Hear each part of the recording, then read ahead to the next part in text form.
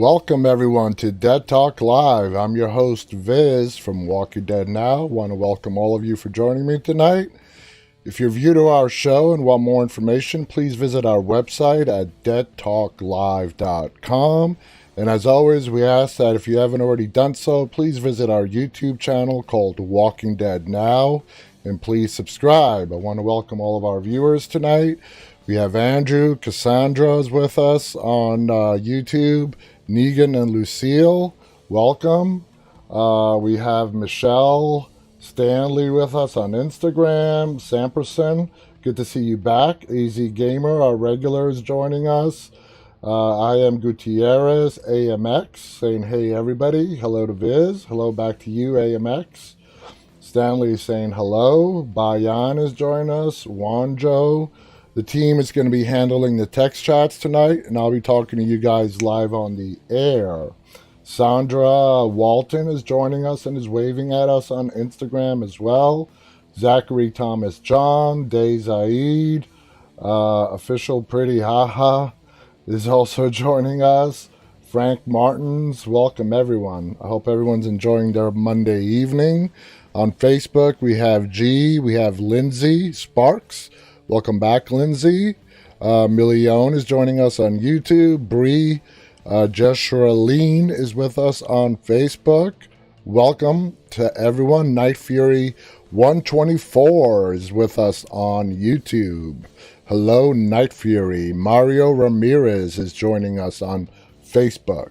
So, we have a brand upcoming guest announcement. Matt Magnum, who played DJ on The Walking Dead, has agreed to be a guest on our show. We are all looking forward to having him. A date has not been confirmed yet, but hopefully it'll be sometime soon. Here's a picture of Matt, DJ, right next to Yumiko. For those of you who might not remember him, he will be a guest right here on Dead Talk Live. So we're really excited to have him. He is the savior turned Alexandrian, turned head on a pike by Alpha and her massive slaughter at the Kingdom Fair. That's how DJ met his end on The Walking Dead. So I'm sure he's going to have a lot of great stories to share with us. We're looking forward to having him. It should be a lot of fun. And speaking of Matt, he's been doing a few interviews recently, and he revealed a conversation between himself and Carrie Payton, who plays King Ezekiel on The Walking Dead, and how Carrie told him basically that he thought Carrie told Matt that he for sure thought he was going to die at the fair slaughter, just like his character did in the comic books. For you guys that are familiar with the comic books, King Ezekiel died at that slaughter. It was his head that was supposed to be on one of those pikes. They did not do it that way on the show, which surprised Carrie Payton. We're glad to have Ezekiel still with us, even though his time on the show is not for long. Like I've mentioned before, I think he's probably not going to make it out of this finale we're getting October 4th. And more than likely, I'm willing to bet on this, he is going to go out like the true hero that he is, that he's always been. And it should be awesome. Welcome Gypsy Road on YouTube. Welcome to Tammy from Ontario, Canada on Facebook. John Robinson is also with us on Facebook. Welcome, John.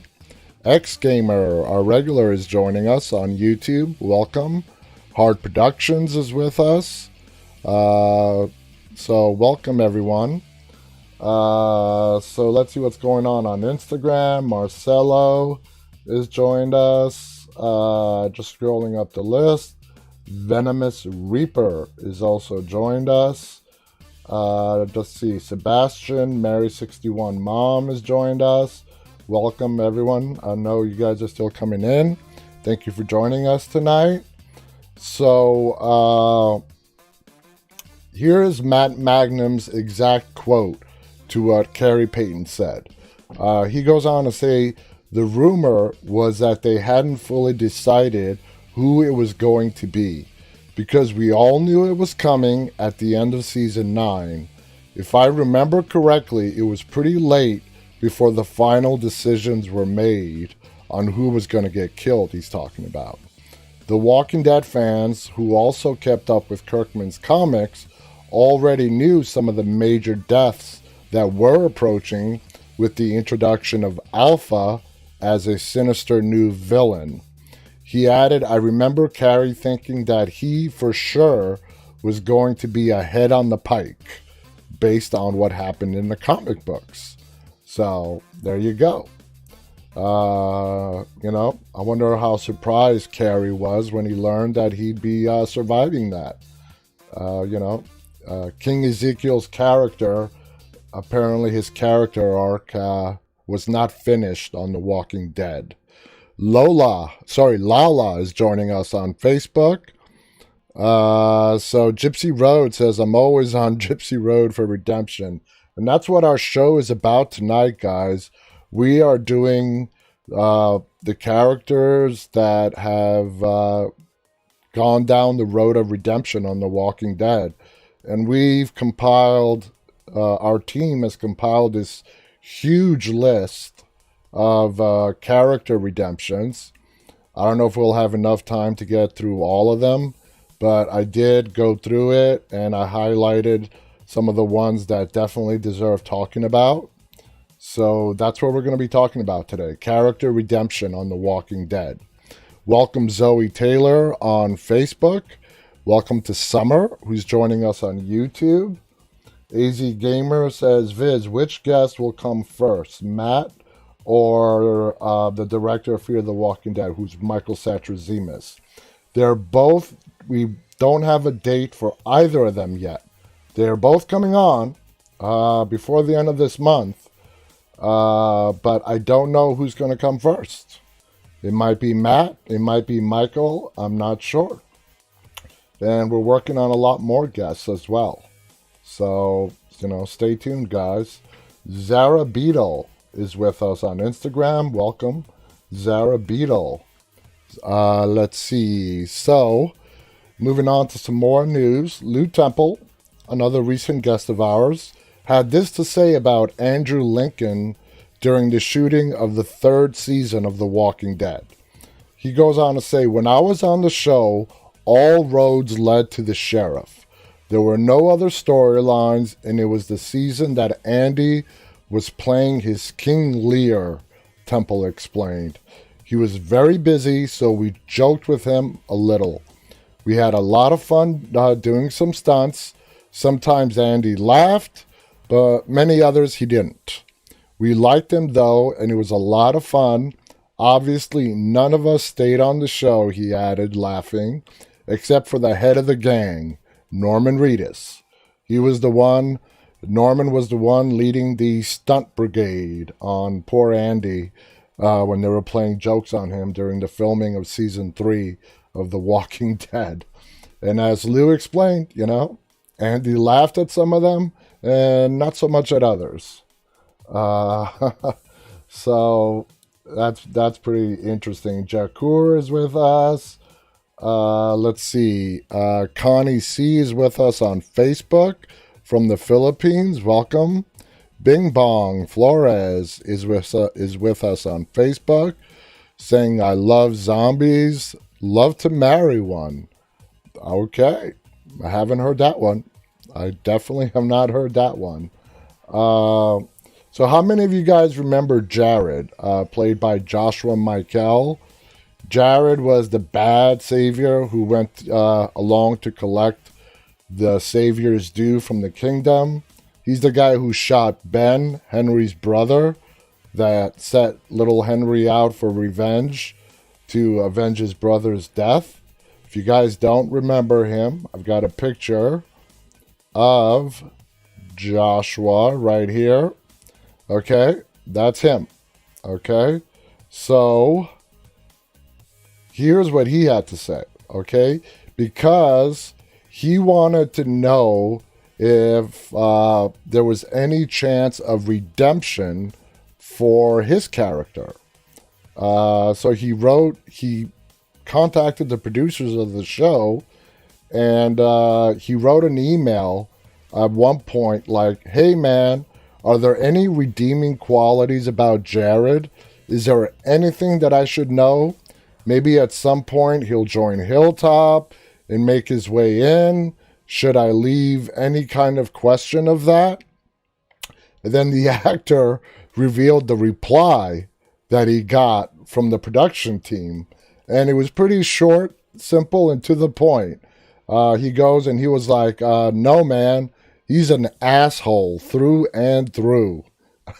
So, on a topic today that we're discussing, redemption, Jared had no redeeming qualities. And I loved how whoever he emailed, the response back was, "No, man, he's an a-hole through and through. There's no redeeming Jared." Samperson on Instagram writes, "Hated him. He was a little prick. He was a little prick." Gamer writes, "Yep, we remember that guy. He really behaved like Lizzie, and he was totally mad." Freddie is giving us a smiley love face. He was just a prick. You know what I'm saying? That was just his personality. He was a prick, and he enjoyed being a prick. That's the character of Jared. So you guys remember a while back, all the new people, I know you don't, we talked about that there was a Walking Dead cookbook.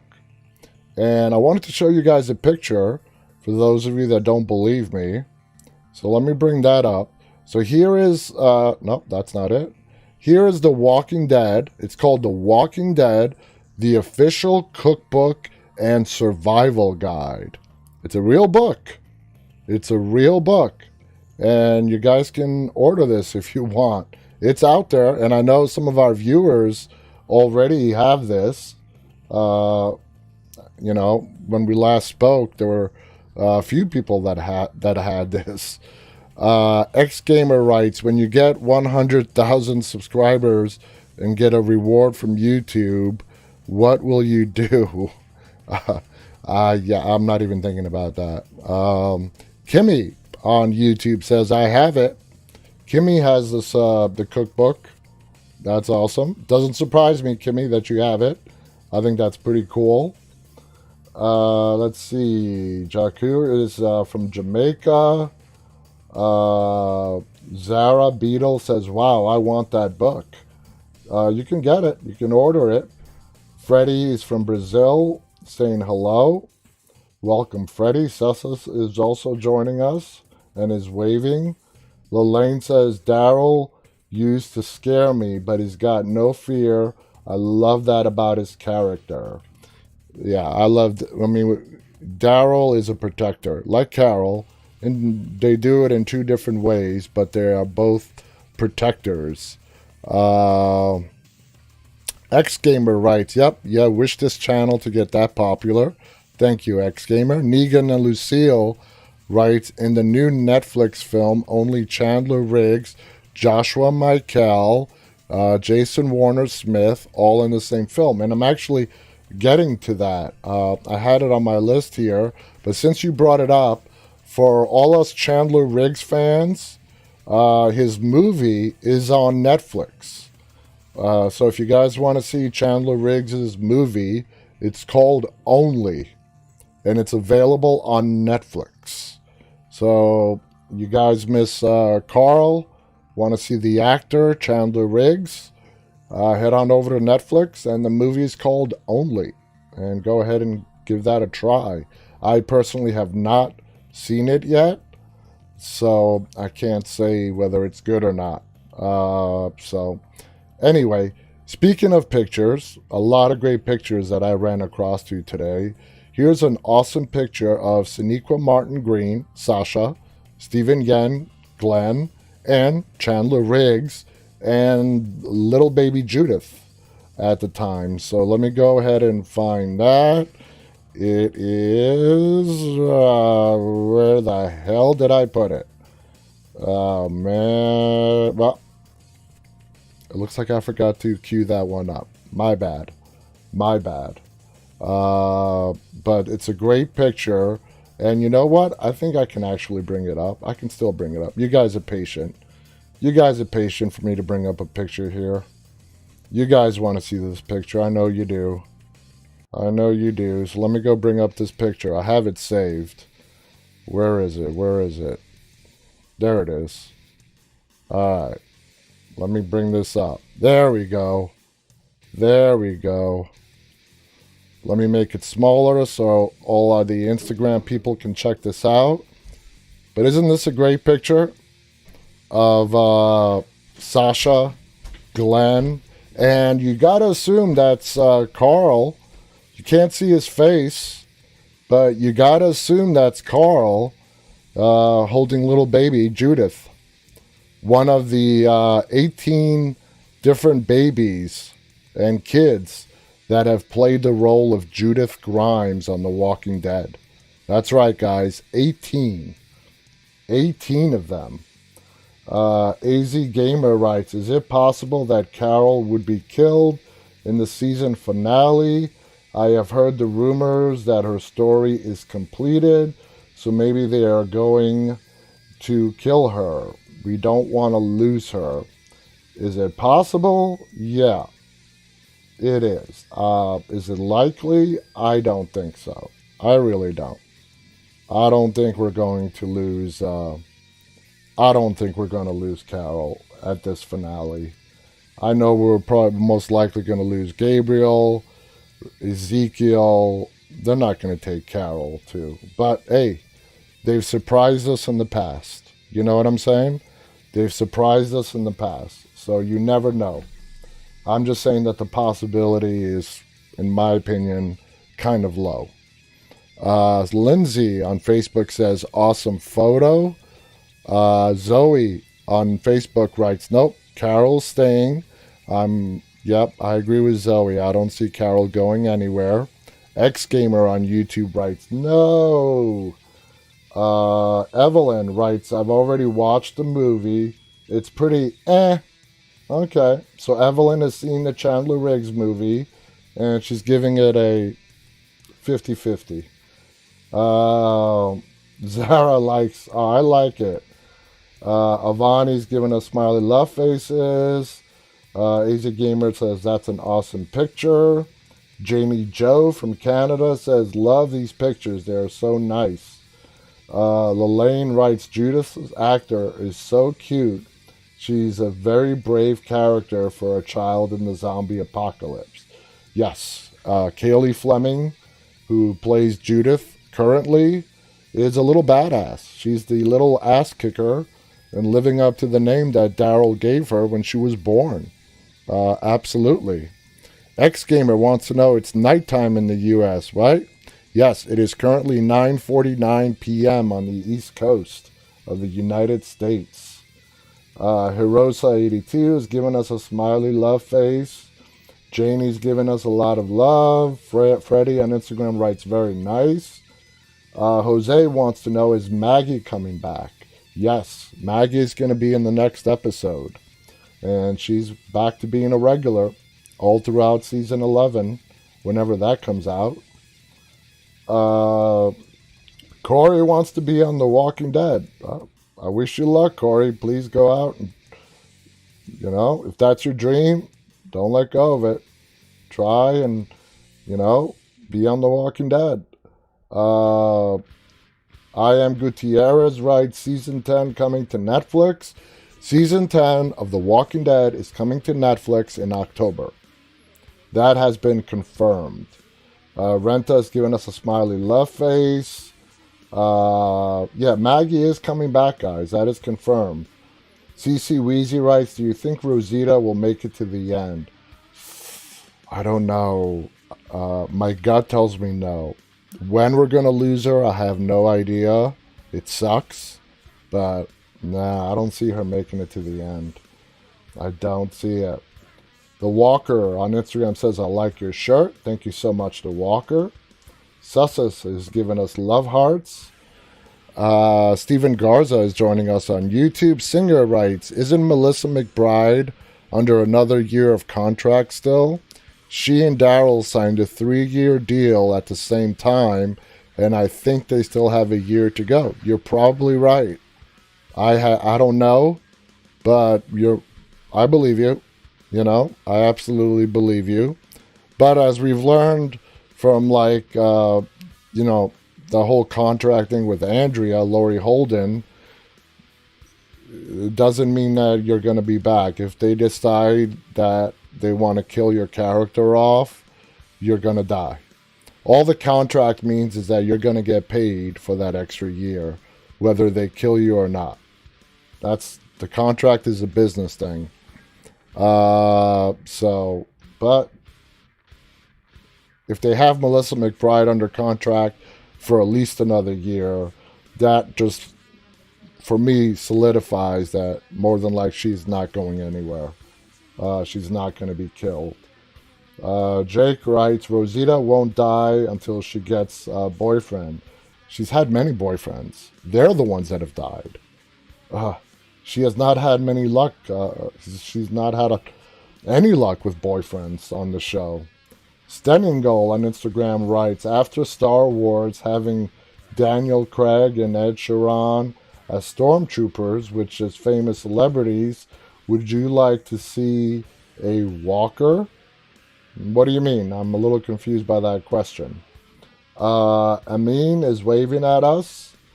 CC Weezy writes, Carol, top as a walker. Oh, Carol as a walker. Jeez. That's something I've never envisioned. That's something that's never even crossed my mind. Jake writes, really love The Walking Dead and Fear the Walking Dead. So let's continue on because I do have some Fear news as well. By the way, for all of our UK viewers, which I know we do have a lot of viewers from the UK, Fear the Walking Dead is going to premiere October 12th, 9 p.m. for you guys out there in the UK, which from what I understand, that's how The Walking Dead does it as well. Here it premieres on a Sunday. It premieres in the UK the day after, on Monday. So as far as how the people in the UK have been watching it, that's not going to change. That's going to stay the same. So Fear the Walking Dead is going to premiere October 12th at 9 p.m. in the UK. It is premiering October 11th at 9 p.m. here in the United States. Let's see. Just reading through the YouTube and Instagram chat. Sarah says, I don't think Daryl will go. He's too big of a character. No, I believe Daryl is going to be one of the last ones standing. On the TV show, remember, this is going to go well beyond whatever the final season of The Walking Dead is going to be. Whether it's 12 seasons or beyond, the universe is expanding. It's going to continue.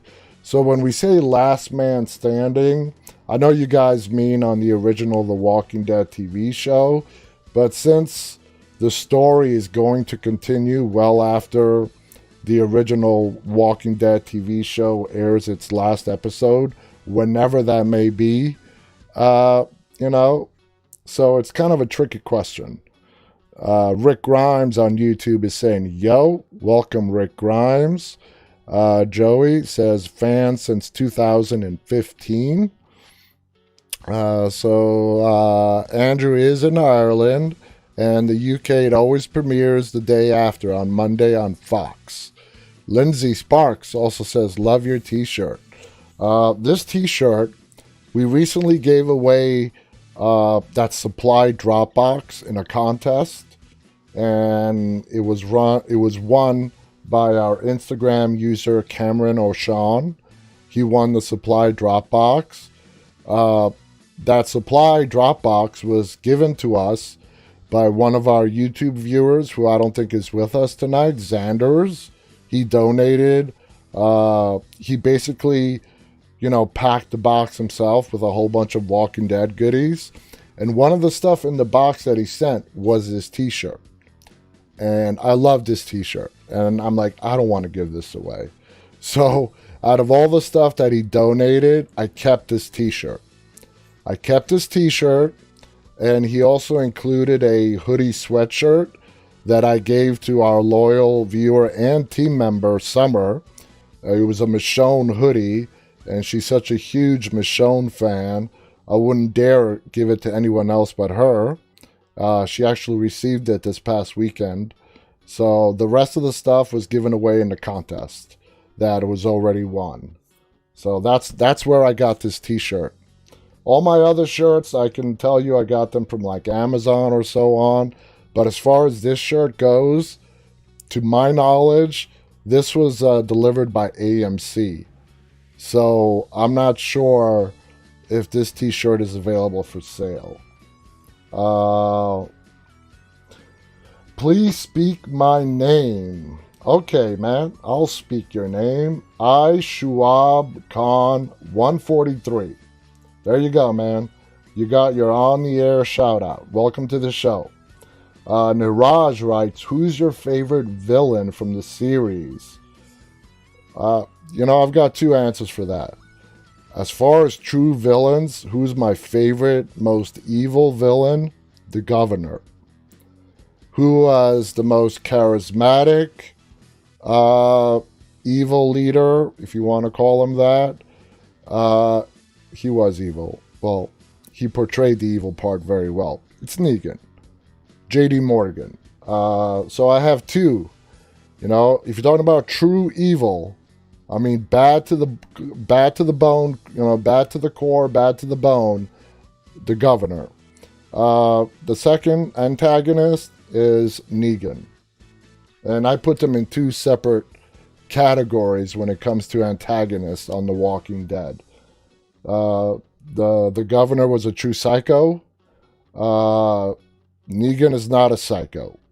Like he explained to Alpha, the world he thought needed a monster, and he became that monster because, as he says, that's what the world needed at that time. Zoe Taylor writes, naughty Viz, for me keeping the shirt. Sarah Louise on Facebook writes, Negan's my fave.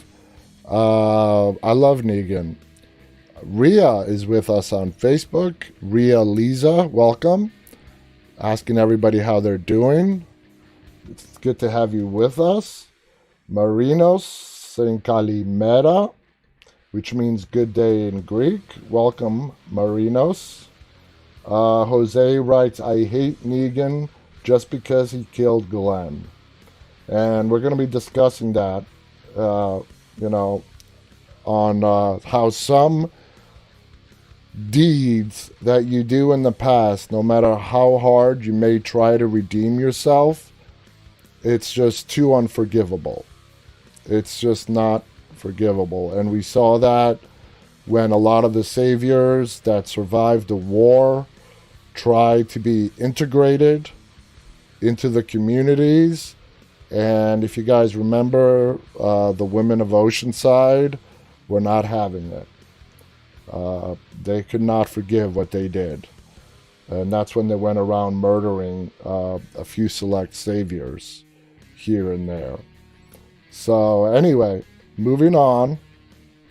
I posted this really cool piece of artwork, a poster that I have never seen before. It's old. It looks like it's from around season 3.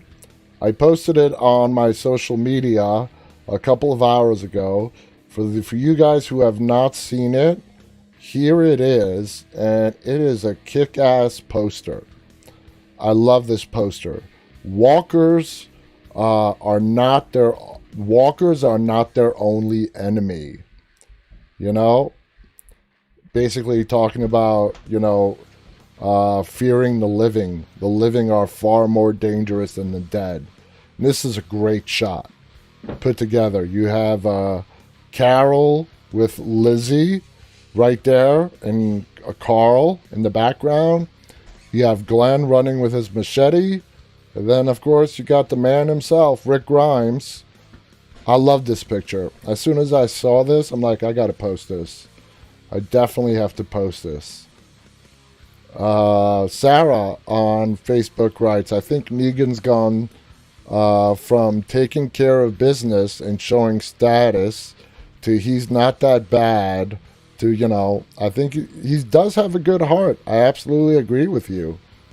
Dawn loves the poster, as does Lindsay on Facebook. Anita is with us on Instagram. Evelyn has given us a smiley love face for the poster. Welcome to you guys. The Walker also loves this poster. Yeah, like I said, when I saw this, I had to, I had to post it. I had to post it and share it with everyone. I'm glad you guys like it. So, anyway, let's see. What else do we have? A lot of pictures today, guys. I know I'm showing you guys a lot of pictures, but there are just some great pictures that I ran to today. Here's a funny one. Well, not funny, but to lighten the mood. You guys remember Denise was talking to Rosita and Daryl near the train tracks, explaining how, she needs to prove herself. And a split second later, an arrow pops right through her eye from Dwight. And here's some behind-the-scenes look at Denise, with the makeup on, with the arrow, the prosthetic, having a laugh. God, can you imagine having that, stuck onto your face? And I can imagine it probably took them hours and hours to film that scene, if not days at the least. And I feel bad for her, but she looks like she's being a good sport, laughing about it, making jokes, trying to keep the mood light on the set. So Sarah Louise says, hey Viz, give a shout out to Heather Street. Heather Street, here's your shout out. And I don't know. Oh, there you are, Heather. Thank you for joining us on Facebook. Welcome to Heather Street. This is a great picture. I love this picture.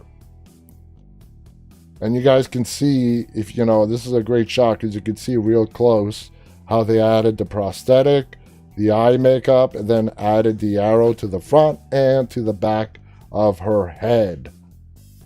And of course, the actual the scene of where the arrow penetrates her head, that's all video magic, CGI at its best. CC Wheezy writes, nice makeup work. It is. I completely agree. Let's see what the YouTube people are saying, because I lost the universal chats on YouTube. It looks like they're still having their issues over there at YouTube. EMIJ writes, yep, that was a shocking scene with Denise. Summer writes, that's so cool. I wish I could, Gypsy, but school has started. Gypsy wrote to Summer, Thursday Saz will be jumping on my horror talk show to talk some Game of Thrones. So he's inviting Summer to join him to Gypsy Road's horror talk show on his channel. Negan and Lucille writes, good night, guys. Good night, Negan and Lucille. I know it's like 3 o'clock in the morning for you. Thank you for staying up late and catching some of our broadcasts. Thank you so much. So let's see. We talked about this yesterday. Oh, we got a caller. Welcome, you're on Dead Talk Live with Viz. What's your name? Hey Viz, this is Cassandra. How are you today? Hey Cassandra, how you doing? I'm good. How are you?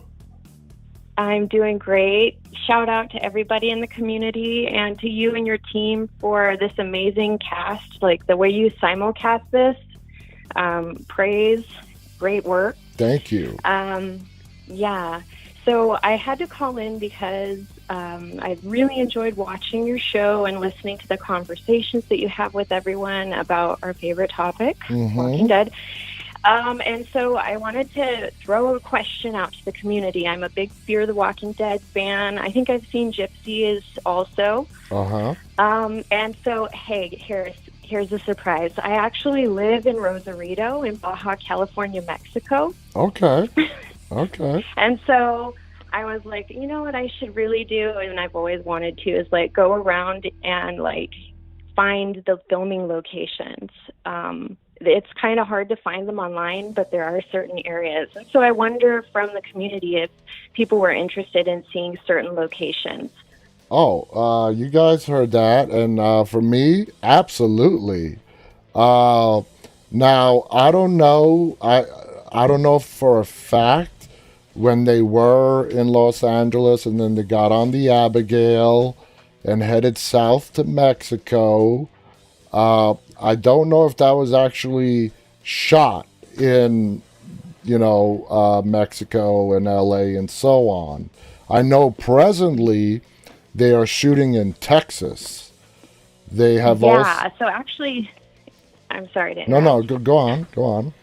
Well, it actually was shot here. It was one of the, I think it was one of the second shows in recent Hollywood history to be filmed in Mexico on location. Wow. And just south of Rosarito it's called Fox Studios, and that's where they built the studio to film and shoot Titanic. Wow, did not know that. Yeah, so there's a whole set just south of us here, and that's why the show chose Mexico in this location, because all of those kind of ocean shots on the yacht were done on the edge of Fox Studios. Wow. I think also they filmed Master and Commander, that Russell Crowe movie. Yeah. So anyways, I don't want to take up more time. No, that's fine. I actually have a question. If y'all want to see I actually have a question about the location. Did they also film the hotel that was by the ocean in that location as well? Yes, they did. Oh, so I mean, they were there for a while.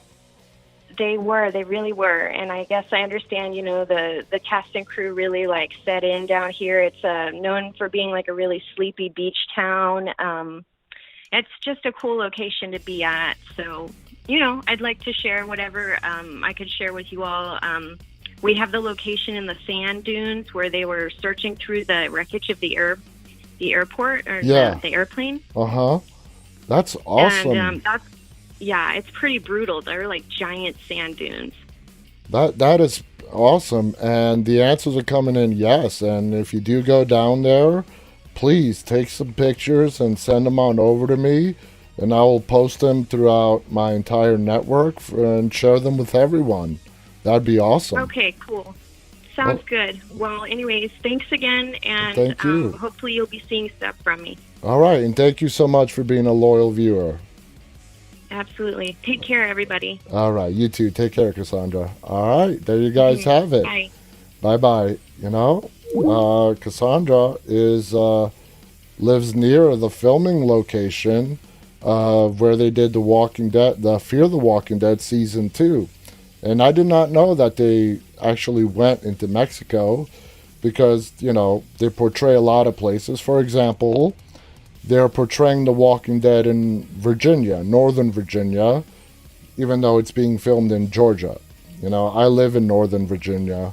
I don't know, I think it would have been great if they would have came up here to, from season 5 and been filming straight through, but no, they stayed in Georgia, which I understand why.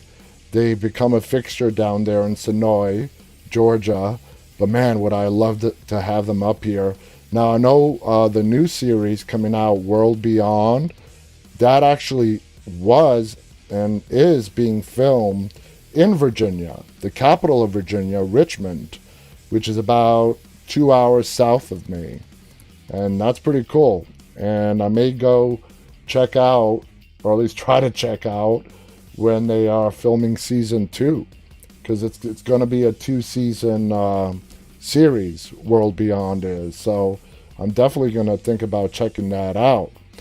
See what our YouTube people are saying. Late Mike says, I'm almost done. I'm in season 8, episode 3. That's awesome that you're catching up. Kat is with us saying Cassandra, talking to Cassandra, loves her accent. Cassandra doesn't have an accent, Kat. You have an accent, Kat. You have a beautiful Australian accent. Yes. Americans don't have accents. We just speak American. We speak English American, where we don't have the accents. The British, the Irish, the Australians, they're the ones with the accents, not us. I'm totally messing with you guys. Summer goes on to write, yep, absolutely. Thank you, Cassandra. So, yeah, Cassandra, it's pretty much unanimous. We'd love to see those pictures if you go there. Andrew Valentine writes, hey, welcome, Andrew. Sabrina is with us on Instagram, Sabrina Sugar 147. Welcome, Sabrina. Tammy is also with us on Instagram, giving us a smiley love face. I love those floating hearts on Instagram, guys. Keep them coming. I can't believe we're 41 minutes into this show already. So anyway, yesterday we discussed the new antagonists that are joining Fear. And they are called the Pale Riders.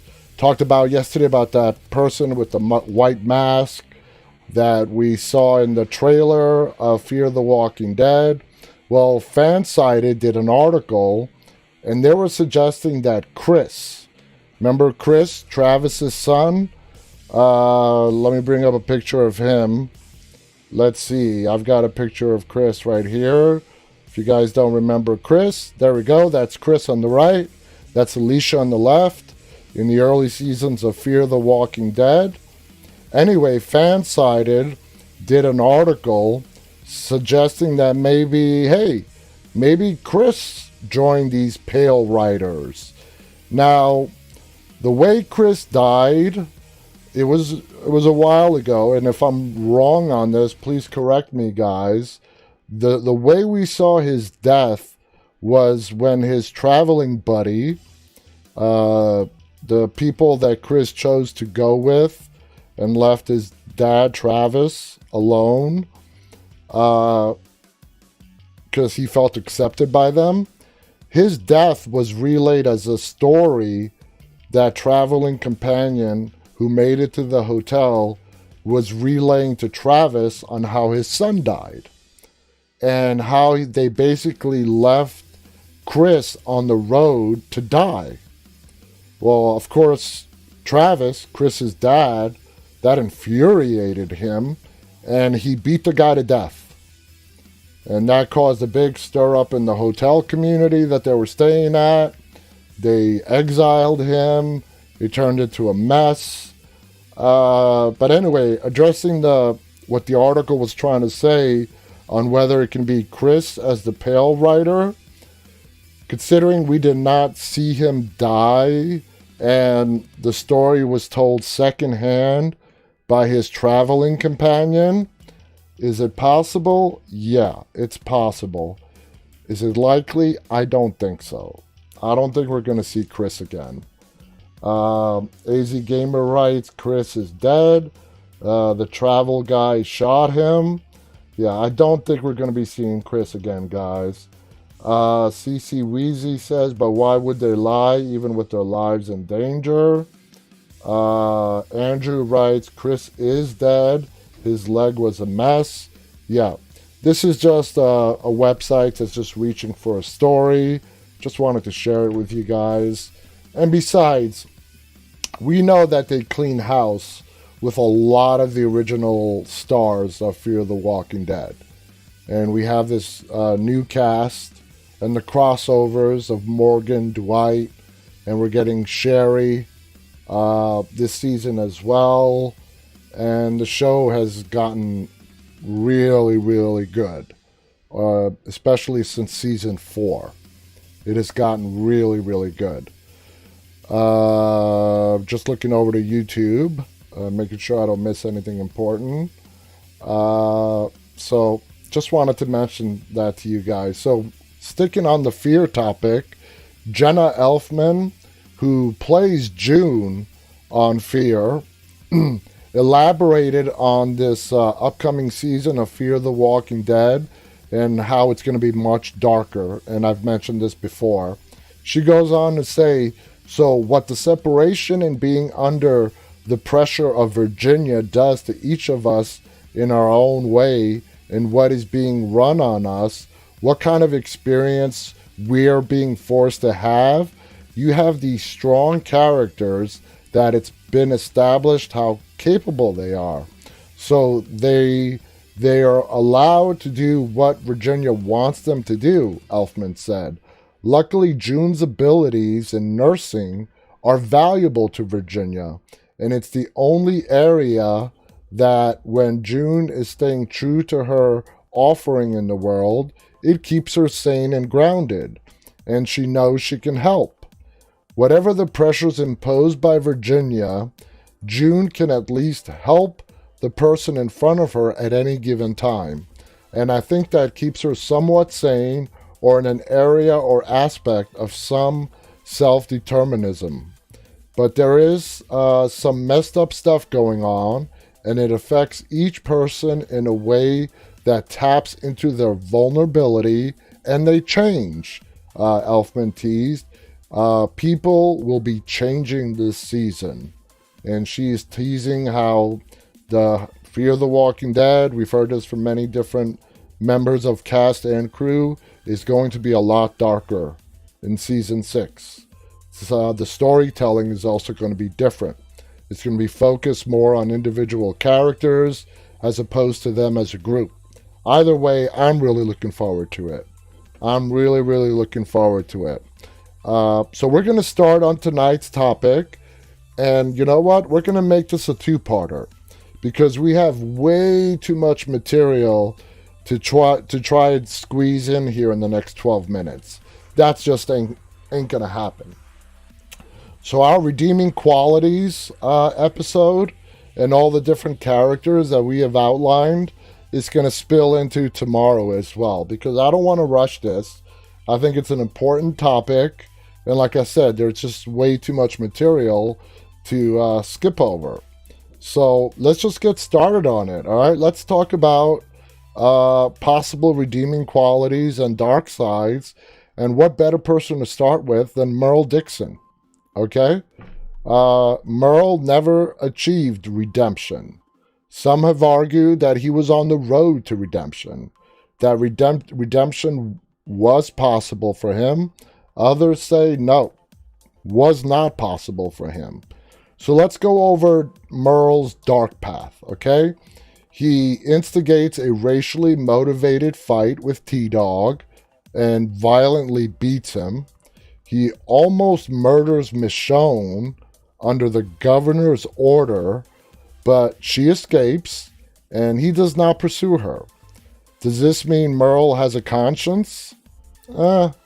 He forces Glenn and Maggie back to Woodbury at gunpoint. He kidnapped them, and then he beats the crap out of Glenn. When he is later reunited with Daryl, he reminds his brother they had both planned to rob the group of their supplies. Talking about the camp group. I don't know if you guys remember that scene when Merle confronts Daryl, and Merle basically says to Daryl, did you tell your friends on how we were planning on robbing them and leaving them in the middle of the night? Daryl's defensive response was, it didn't happen. Okay?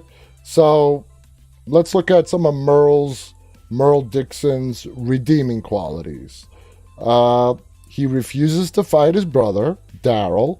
He did love Daryl. I don't think anyone here can question that he loved his brother.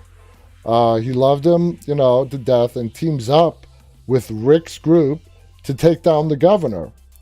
This is after the governor basically put Daryl and Merle in the gladiator pit against each other, with the walkers, all surrounded by walkers at each corner.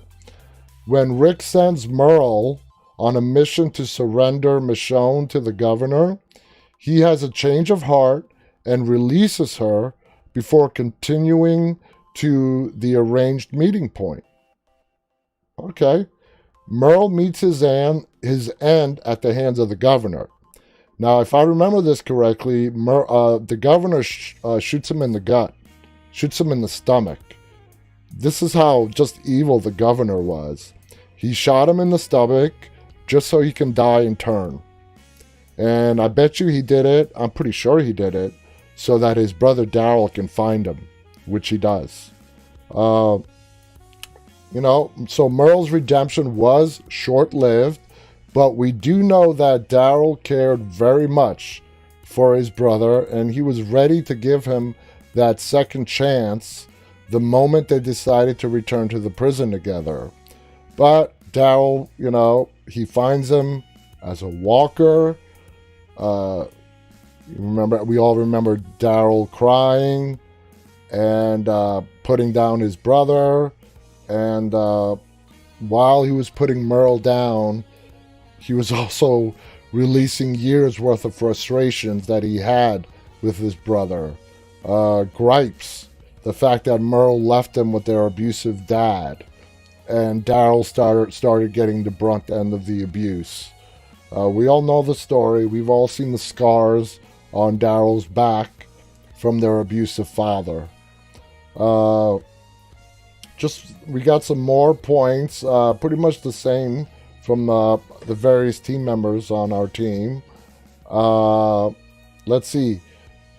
Ethan has a good point. When Rick and the gang go to rescue Maggie and Glenn from Woodbury, the governor captures Daryl and they make Merle fight to the death. But Merle, again, is loyal to his brother and wouldn't kill him. Luckily, Rick and the gang come back and help Merle and Daryl escape. Merle can't be around the people at the prison, so him and Daryl go off on their own. But later decide to come back to the prison where to save Rick as the governor is coming to attack. Rick later asks Merle to help him take Michonne to the governor. That's the whole thing we just recounted. But he lets her go. Anyways, he knows his final battle is a one-way ticket. He goes and guns down the governor's men, and he leads the walkers there. Someone spots where he is, and the governor goes in, and they fight, where in the end, the governor kills Merle. And like I said, he did it in a way, in his psychopathic nature, he left him there to turn. So that's the deal on Merle. We can't have a redemption without talking about whether Merle was a redeemable character or not. So just looking at the YouTube, Caden writes, did Daryl or Merle ever talk about their father? They did. When they left the prison and they're in the woods, if you guys remember, there's a scene where Daryl turns around to walk away from Merle, and Merle reaches out and grabs Daryl's tank top shirt, and he pulls it down, and he sees the scars that his father inflicted on Daryl after Merle left. He didn't know about it. Merle escaped the abuse, and he left Daryl behind. And then Daryl became the target of their father's abuse. So that's the first time that's revealed to us the scars on Daryl's back, which now have become sort of famous. So yeah, they did talk about his father. Their father. They absolutely did. Welcome to Girl Panther on YouTube. Let's see. Caden writes, that's super sad, actually. Well, yeah, their whole backstory is sad. As is Carol's, and Ed and her abusive husband. Let's see, do we have enough time? Let me see if I can find a short character, because we don't have a lot of time left. Let's do Bob. Bobaholic. Okay, his dark path. He causes the entire shelf of wine bottles to collapse on top of him during that supply run. Remember that? When the roof caved in with the walkers on top? The noise attracts a group of walkers on the rooftop, and one by one they start falling through the worn-out ceiling and into the store. Zach and Daryl help lift the shelf off of Bob, but Zach is attacked by a walker and he dies. So that's a big screw up on Bob's part. He got someone killed. On another occasion, Bob is found carrying a bottle of liquor in his bag when he is meant to be carrying medicine back to the prison for the sick members of the group. When Daryl grabs the bottle and threatens to toss it away, Bob almost draws on him, but is quickly disarmed. Returning the bottle to Bob, Daryl threatens to beat him to the ground if he takes a sip of that liquor before the medicine gets back to the sick members of the group. So Bob had his issues, no doubt about it. Now, redeeming qualities. He had quite a few. Bob's conscience catches up with him when Sasha graciously thanks him for saving her life by bringing her the medicine. He keeps the liquor in a box and is never seen taking a sip again. Bob insists to help Maggie find Glenn when Sasha was ready to give up the search. At Terminus, Bob stalls Gareth and tries to plead for their release just as Glenn is about to have his throat slit. If you guys remember that, which is my favorite episode, by the way, the premiere of season 5, if Bob did not start talking, Glenn was going to get killed. Glenn was the next one on that little, in the row of people over the trough, waiting to get their heads bashed in and get their throats slit. So Bob opening up his mouth gave enough time for Carol to set off that explosion, which gave them the opportunity to escape. Also, Rick had a part in that as well, telling Gareth what was in the bag that they stashed in the woods before they came into Terminus. Remember that, guys? How he describes he has a red-handled machete, and that's what he's going to use to kill Gareth. And man, did Rick keep his promise on that one. He absolutely kept his promise.